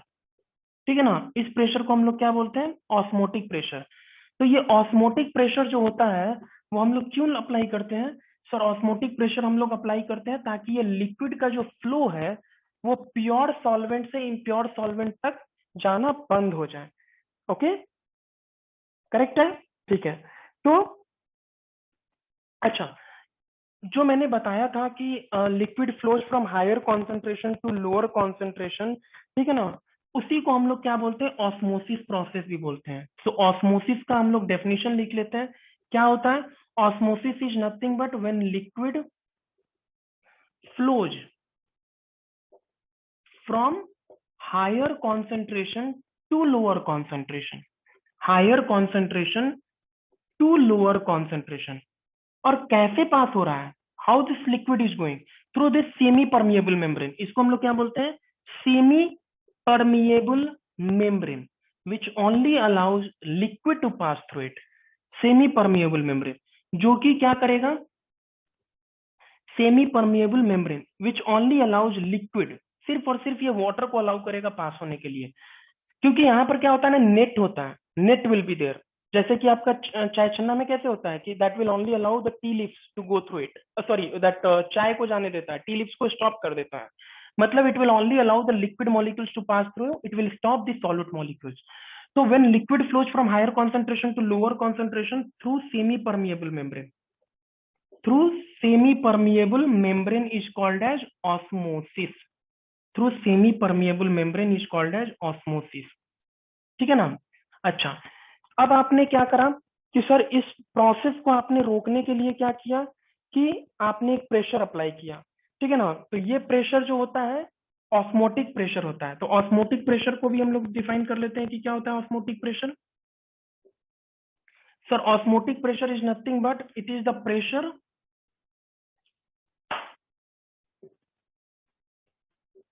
Pressure that stops osmosis process. ठीक है ना, एक्चुअली पहले क्या हो रहा था, हायर कॉन्सेंट्रेशन से लोअर कॉन्सेंट्रेशन की तरफ लिक्विड फ्लो हो रही थी।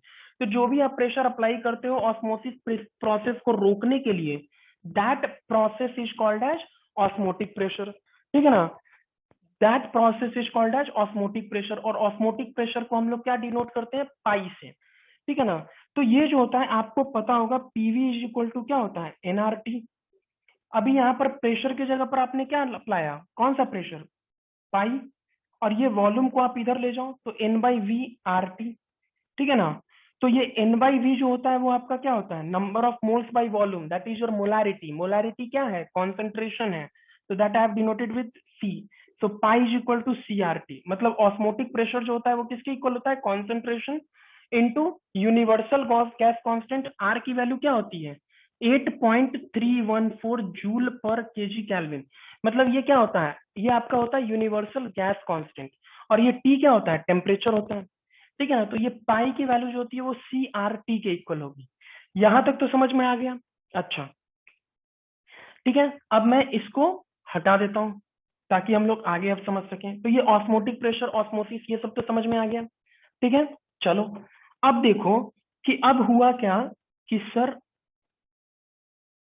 अब हुआ क्या देख लो कि osmotic pressure you have applied, why, कि जो भी प्रेशर, जो भी लिक्विड का फ्लो हो रहा था लोअर कॉन्सेंट्रेशन से हायर कॉन्सेंट्रेशन की तरफ, उसको आपने रोक दिया। अब लिक्विड का फ्लो यहां से अब नहीं हो रहा है। ठीक है ना, अब लिक्विड का फ्लो यहां से नहीं हो रहा है, अब ये लिक्विड इधर से नहीं फ्लो कर रही है।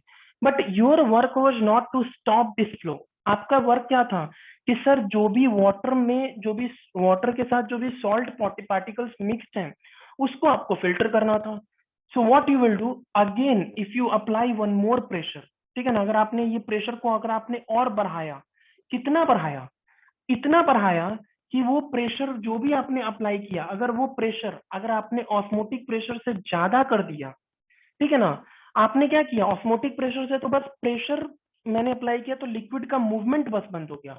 अगर आपने और प्रेशर अप्लाई किया तो क्या होगा कि now the liquid will start moving from this side to this side. अब ये मूव करने लगेगा। Semi permeable membrane will only stop the solid particles. तो मेरा सॉल्ट जो होगा वो बस इधर ही रुक जाएगा, और अब फिर क्या होगा कि जो मेरा प्योर वाटर होगा वो अब इधर आना स्टार्ट हो जाएगा। ठीक है, तो इस केस में हमको क्या हो जाएगा कि हमको प्योर वाटर अब फिर से मिलने लगेगा। सर ये प्रोसेस कहीं पर होता है? हाँ ये होता है, आरओ बोलते हैं इसको। This is called as the reverse osmosis, जहां पर liquid will flow from the lower concentration to higher concentration when when when you apply the pressure which was greater than the osmotic pressure। अगर आपने जो भी pressure apply किया, if that is greater than the osmotic pressure, then what will happen, liquid will start moving from the lower concentration to higher concentration। और यही जो होता है वो हमारा केंट या फिर आरओ में जो होता है ना, वो यही मैकेनिज्म काम करती है। तो इसी को हम लोग क्या बोलते हैं, रिवर्स ऑस्मोसिस या फिर आरओ। सो रिवर्स ऑस्मोसिस प्रोसेस क्या होता है? रिवर्स ऑस्मोसिस प्रोसेस क्या होता है कि sir whenever you apply a pressure greater than when we apply pressure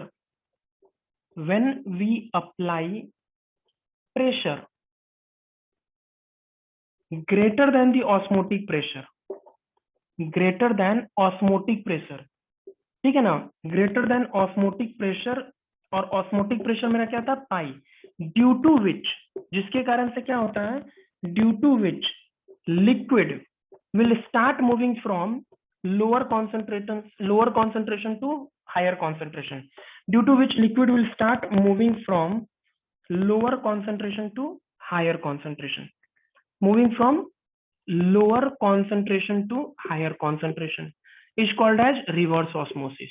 मतलब अब पहले देखो क्या होता है, मैं ये पूरा एक बार फिर से बता देता हूँ कि सर पहले क्या हो रहा था कि लिक्विड जो है ना वो यहां से यहां मूव कर रही थी, तो आपका जो लिक्विड था ना वो प्योर से इम्प्योर की तरफ जा रहा था। तो आपने क्या किया, आपने एक प्रेशर अप्लाई किया, that is your osmotic pressure, जिसके कारण से ये लिक्विड का मूवमेंट रुक गया। अगर लिक्विड का मूवमेंट तो रुक गया, लेकिन अभी भी आपका इम्प्योर वाटर और प्योर वाटर मिक्स्ड है, ठीक है ना। आपको क्या करना था, आपको सर सॉल्ट को आपको सेग्रीगेट करना था और उससे वाटर प्योर निकाल के लाना था। अब मैं जब और प्रेशर अप्लाई करूंगा which was greater than the osmotic pressure, तो क्या होगा कि लिक्विड का मूवमेंट अगेन इम्प्योर से प्योर के साइड में होने लगेगा, मतलब कि lower concentration to higher concentration होने लगेगा। And this is what we use in our Kent, RO, ये सब में ये यूज होता है। तो ये जो हो गया ना, ये मेरा हो गया पूरा का पूरा कॉलिगेटिव प्रॉपर्टी, ठीक है ना, ये मेरा हो गया पूरा का पूरा कॉलिगेटिव प्रॉपर्टी। अब हमारा लास्ट टॉपिक बचा हुआ है and that is nothing but your went of factor. उसके बाद हमारा ये पूरा का पूरा चैप्टर कंप्लीट हो जाएगा, ठीक है। तो चलिए लास्ट टॉपिक जो है वो भी हम लोग कर ही लेते हैं, वेंट ऑफ फैक्टर। क्या होता है वेंट ऑफ फैक्टर, जिसको कि हम लोग आई से भी डिनोट करते हैं। बहुत ही स्मॉल टॉपिक है, तुरंत खत्म कर लेते हैं वेंट ऑफ फैक्टर को, ठीक है ना। तो वेंट ऑफ फैक्टर क्या होता है कि अभी तक आपने जितने भी चीज पढ़े उसमें क्या होता था कि कभी भी मॉलिक्यूल जो है ना वो डिसोसिएट नहीं होता था। जैसे अगर आपने पानी के अंदर में शुगर के मॉलिक्यूल्स डाले तो शुगर कभी भी डिसोसिएट नहीं होता था, तो जिसके कारण से what will happen, your molecules will remain same in the solution, molecules में कोई चेंज नहीं आती थी। अब समझ लो कि suppose you have the water, अब मान लो कि जैसे अगर आपने यूरिया डाल दिया वाटर में, तो क्या यूरिया टूटता है? नहीं टूटता है। तो जो इनिशियल मोल्स थे वो वही बाद में भी मोल्स रह गए। सर मोल्स की इंपॉर्टेंस क्यों हो गई? सर हमने जितने भी जगह पर कॉन्सेंट्रेशन टर्म्स पढ़ा है, everywhere we have used the mole concept only, but when we are coming to this went of factor, इस केस में क्या होता है कि सर अगर सपोज करो कि NaCl जो है ना वो क्या है, सॉल्ट है, इसको अगर आपने वाटर में डाला तो ये क्या होता है, ये तो ब्रेक हो जाता है Na प्लस और Cl माइनस में। मतलब कि अगर आपने NaCl के 1 मोल लिए थे और वो जैसे ही आपने उसको पानी में डाला तो Na का 1 मोल बनता है और Cl का भी 1 मोल बन जाता है। तो टोटल कितने मोल बन गए? सर टोटल तो बन गए 2 मोल। और आपको क्या लग रहा था कि you have kept how many moles, 1 mole only. आपको तो ये लग रहा था कि सर मैंने तो 1 ही मोल डाला है, लेकिन वो क्या होता है, वो तो टूट के 2 मोल बन जाता है। तो अगर ये मोल बट गए तो क्या हो गया कि आपका जो नंबर एक्चुअल मोल्स जो होता है वो तो चेंज हो गया। तो जिसके कारण से क्या होता है कि आपकी कैलकुलेशन थोड़ी सी रीअरेंज हो जाती है। तो ये हमको याद रखना है। तो याद रखिएगा कि वैन डर फैक्टर का जो फॉर्मूला होता है वो क्या होता है, observed colligative property. Observed colligative property divided by theoretical colligative property, ठीक है ना। Observed colligative property divided by theoretical colligative property, ठीक है ना। मतलब थ्योरेटिकल कोलिगेटिव प्रॉपर्टी मतलब ये होता है आपका आई observed divided by I theoretical. अब बताओ, आपने NaCl के 1 मोल डाले and what you have observed कि सर ये तो टूट के हो गया 2 मोल, ठीक है ना। आई कितने मोल हो गए ऑब्जर्व्ड कोलिगेटिव प्रॉपर्टी में, ऑब्जर्व तो आप देख रहे हैं 2 मोल, थ्योरेटिकली कितने थे, 1 ही थे। सो आई की वैल्यू क्या हो गई 2। और ये क्या हुआ, एक मॉलिक्यूल 2 भाग में टूट गया, एक मॉलिक्यूल 2 भाग में टूट गया। तो ये क्या हो जाएगा, ये जो होता है ना वो केस हो जाएगा आपका डिसोसिएशन का, जहां पर क्या हुआ, एक मॉलिक्यूल 2 भाग में टूट गया। सो व्हाट यू हैव सीन कि सर आई की वैल्यू जब वो टूटती है तो आई की वैल्यू ग्रेटर देन 1 आती है, क्योंकि ऑब्जर्व्ड कोलिगेटिव प्रॉपर्टी जो होगी वो हमेशा ही थ्योरेटिकल से ज्यादा आएगी। मतलब आपने एक मॉलिक्यूल डाले, वो हो सकता है 3 मॉलिक्यूल्स में टूट जाए, हो सकता है वो 2 मॉलिक्यूल में, तभी तो वो डिसोसिएट हुआ। डिसोसिएट होने पर क्या होता है, मॉलिक्यूल्स की जो ऑब्जर्व्ड वैल्यू होगी वो थ्योरेटिकल से ज्यादा आएगी। इस केस में आई कैन ऑलवेज से कि आई की value is always greater than 1 when it is a dissociation case, ठीक है। ये जब डिसोसिएशन होगा तो ये होता है। तो वेंट ऑफ फैक्टर क्या होता है कि जब आपके नॉर्मल, जो आपके एबनॉर्मल मोलर मास से लिखा जाता है, क्यों, क्योंकि सर इसमें क्या होता है, मॉलिक्यूल्स जो होते हैं ना वो डिसोसिएट हो जाते हैं। एक्चुअल मॉलिक्यूल्स और dissociated molecules are not same, ठीक है ना। तो ये हो गया। अब सर ये तो हो गया डिसोसिएशन का केस। सर अगर एसोसिएट हो जाएंगे तो, एसोसिएट होगा तो क्या हो जाएगा, सर एसोसिएट होंगे तो वो देख लेते हैं कि क्या होता है। एसोसिएशन में हम लोग ले लेते हैं। तो एसोसिएट अगर हो जाएगा मतलब कि अगर कोई भी 2 मॉलिक्यूल अगर कंबाइंड करके अगर एक मॉलिक्यूल बना देते हैं तो फिर क्या होगा। तो ऐसा बहुत बार हुआ है कि जब कहां पर क्या होता है कि 2 मॉलिक्यूल टूट करके, ठीक है ना, अगर 2 मॉलिक्यूल टूट करके क्या बना देते हैं, एक मॉलिक्यूल। जैसे कि आपका डाइमराइजेशन होता है। डाइमराइजेशन मतलब क्या, कि जब कभी भी 2 मॉलिक्यूल CH3COOH के, जब कभी भी आप एसिटिक एसिड को बेंजीन में डालते हो ना तो क्या हो जाता है, वो डाइमराइज होता है। तो जब ये 2 मॉलिक्यूल एसिटिक एसिड के जब ये ब्रेक करते हैं तो ये क्या देता है, एक मॉलिक्यूल सपोज करो CH3COH का मिला, ठीक है ना। तो ये क्या हुआ कि 2 मॉलिक्यूल अगर टूट करके मुझे एक मॉलिक्यूल अगर मिलता है तो यहाँ पर इनिशियली कितने मोल थे, 2 molecules. And what you have seen कि जब आपने इसको बेंजीन में रखा तो ये क्या हो गया कि यू गॉट 1 मॉलिक्यूल, ठीक है ना। तो यहाँ पर क्या हो गया कि ये तो हो गया आपका सिर्फ और सिर्फ एक मॉलिक्यूल। अब मैं यहाँ पर आई की बात करूं तो ऑब्जर्व में कितना आया, you got only 1, that is I is equal to I observed divided by I theoretical. ये तो हो गया आपका एसोसिएशन, 2 मॉलिक्यूल साथ में जुड़ गए, ठीक है ना, 2 मॉलिक्यूल साथ में जुड़ गए, ठीक है ना। तो ये क्या हुआ कि मान लो कि यहाँ पर CH3COH और एक और था CH3COH, ठीक है ना, ये 2 मॉलिक्यूल जो थे ना CH3COH के, ये कंबाइंड हो गए। तो ये आपको क्या हो गया, एसोसिएट हो गए, और आपको क्या मिला, एक ही मिला, डाइमराइज हो गया। ये एक्चुअली में होता ये है ना कि ये CH3COH और ये CH3COH को जब आप बेंजीन में मिलाते हो ना तो ये अलग अलग मॉलिक्यूल आपस में जाके जुड़ जाते हैं और आपको ये एक मॉलिक्यूल देते हैं CH3COH के। तो ऑब्जर्व में what you see 1, or theoretically how many moles you have kept, 1 by 2, that is your 2, so 1 by 2, so it will come is equal to 0.5 और ये वैल्यू क्या हो जाएगी, लेस देन 1। तो हमको ये तो पता चल गया कि सर जब कभी भी एसोसिएशन होता है तो आई की वैल्यू लेस देन 1 होती है, डिसोसिएशन के केस में I will be greater then 1। ये तो समझ गए कि यही होता है आपका वेंट ऑफ फैक्टर, ठीक है ना, यही होता है आपका वेंट ऑफ फैक्टर, ठीक है। तो चलिए, तो this is your complete about solution, ठीक है ना, ये आपका पूरा का पूरा सॉल्यूशन हो गया, ठीक है ना। इसमें जो भी मैंने बताया, इसमें colligative property is the most important topic, जिसमें मैंने 4 टाइप बताया। आप colligative property, before coming to the colligative property you go through the concentration terms, उसको पढ़ लीजिए, ठीक है ना। फिर आपका ये पूरा का पूरा टॉपिक जो है वो इजी वे में कंप्लीट हो जाएगा, ठीक है। So if you like the video please hit the like button और अपने दोस्तों के साथ इसको ज्यादा से ज्यादा शेयर करो। Okay, and if you have any doubt, you put it in a comment box. I will see the chat and I will let you know कि जो भी आपकी query होगी, I will try to resolve it there.